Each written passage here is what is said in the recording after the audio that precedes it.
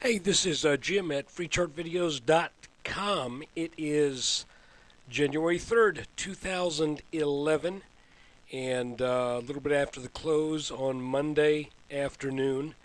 And I want to take a look at the S&P 500 and maybe take a look at the Dow and NASDAQ too, since we're starting off a new year.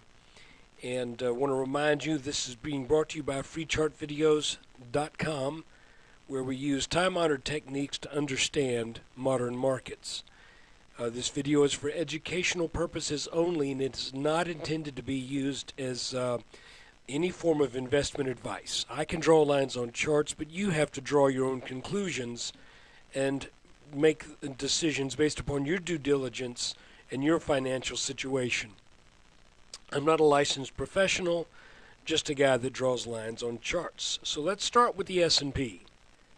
We're going to look at the three major U.S. indexes pretty quickly, and if you feel that you need more information, go back to some of my other videos where we talk more about long range, particularly with the S&P. You know, all last week I was saying this is just really lazy, non-committed trading. We were dangerously close to this bottom trend line twice. Actually, I believe dipped below it last Friday. But then, obviously, today there's renewed interest in the markets, and I was kind of suspecting that, but I wanted to let you guys know that this did look like a potential head and shoulders top. That got blown out of the water today, and that's a good thing because I'm still long. I was not calling this a head and shoulders top because it had not broken this red line. That's when we could have said that was a head and shoulders. So, with that issue settled for now, we have to look at the chart and we have to kind of say, well, just what exactly happened today? And really, I don't like days like today when you got this big gap up and you just kind of are in the middle here. And you see I've drawn a couple trend lines. We drew this across the last two peaks. I've drawn this line across this top and this top, which I would consider were the last two intermediate tops. And you can see that the S&P got over that and then went down below it and then tried to get above it again and failed.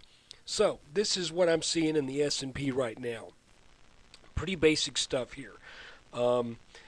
There's nothing that is going on where I can call a definite move up or down.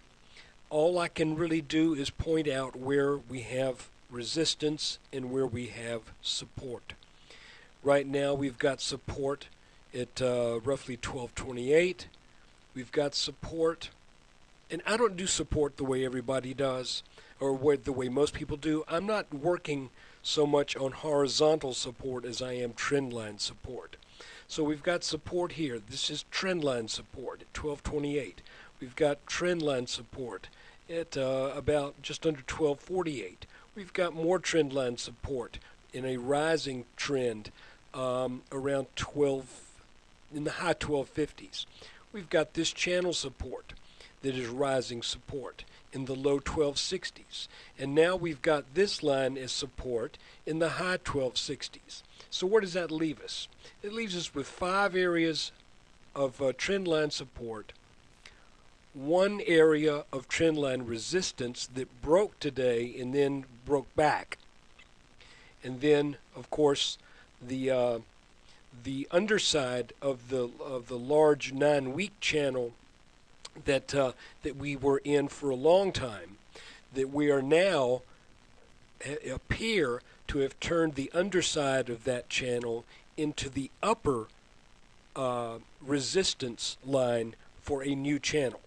So what we've got is this new channel working, and today it looks like we wanted to get all the way up to that line, but it just didn't have the mustard to do it.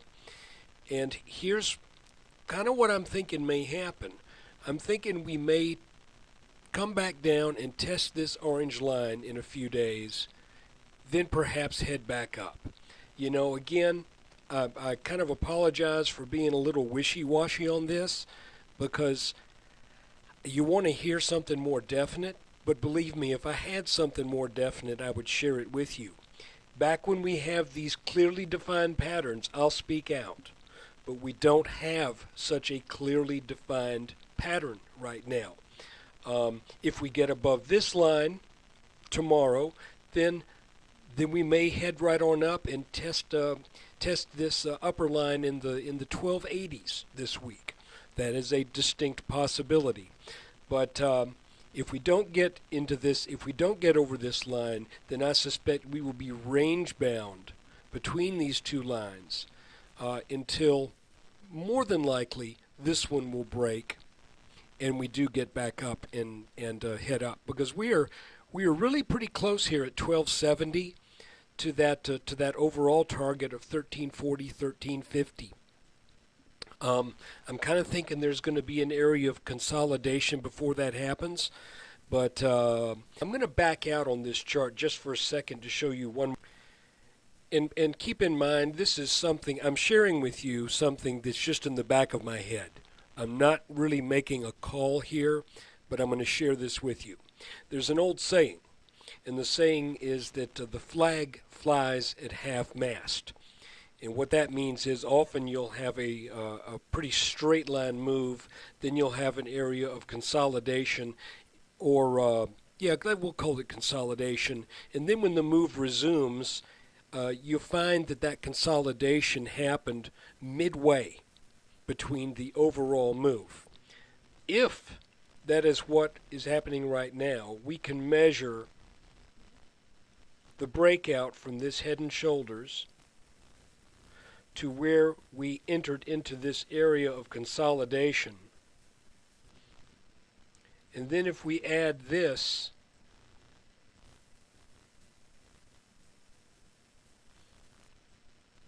to when the move resumes, we may just be heading up for the mid-1300s from the low mid-1300s. But we've got to keep an eye on it, because that's guessing. The inverse head and shoulders back here, that wasn't so much guessing. This pattern, when we broke out of that wasn't so much guessing. I can tell you that there are many bullish things about this market, and the fact that we had a golden cross and that appears to be working now. The fact that the market has been surprising everybody with strength. And I did see some headlines today where the investors be cautious, and that's good. I'm glad for that, because if everyone was saying now you need to jump on it, then I would think we were definitely getting ready to put a top in. But anyway, be careful. We need to watch this closely. Let's briefly take a look at the Dow and the NASDAQ. Okay, looking at the NASDAQ Composite Index, if we draw a line back here in the September low, or actually that's late August, but 1st of September low, and then the end of November low, where we had this consolidation area, you can see that it bounced today right where one would have expected it to, and would have needed it to feel that this market still has legs. So the NASDAQ is looking like it bounced where it needed to. That's all I can say at this point. Again, there's no driving pattern here.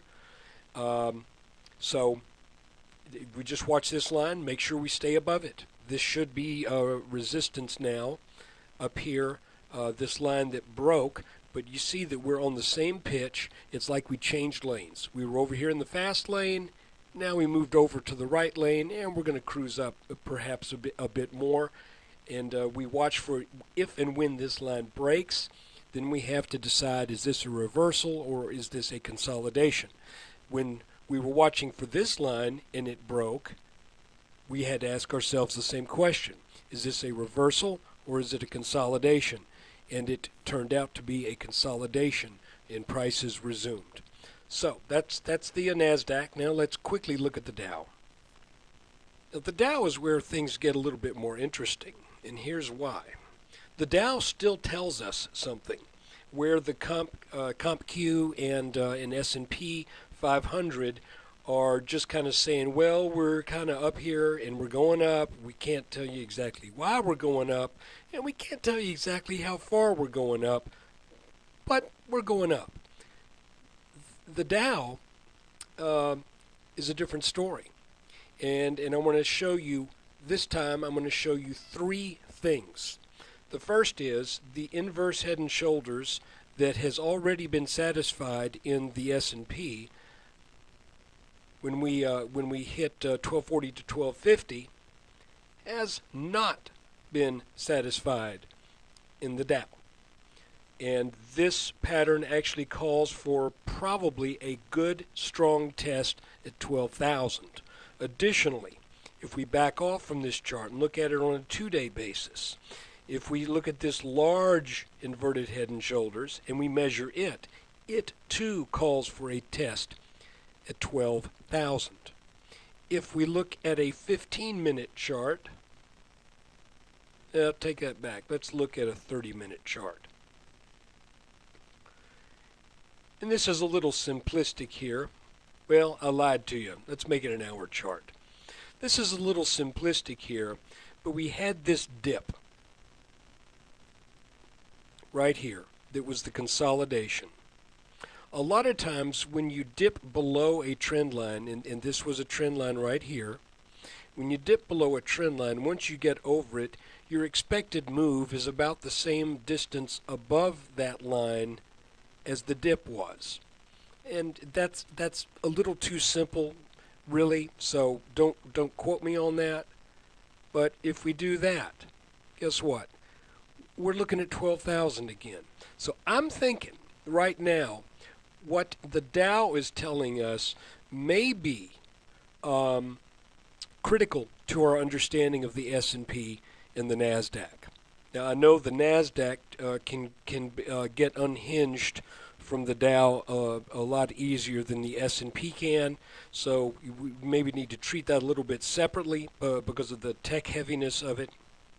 But anyway, that's what we're looking at. I hope this has helped you some, and I hope when you get a chance you'll come visit freechartvideos.com, reminding you that the website right now is free. It's supported only by your traffic and by your word of mouth to build up more and more traffic. Come by there and consider joining our forum.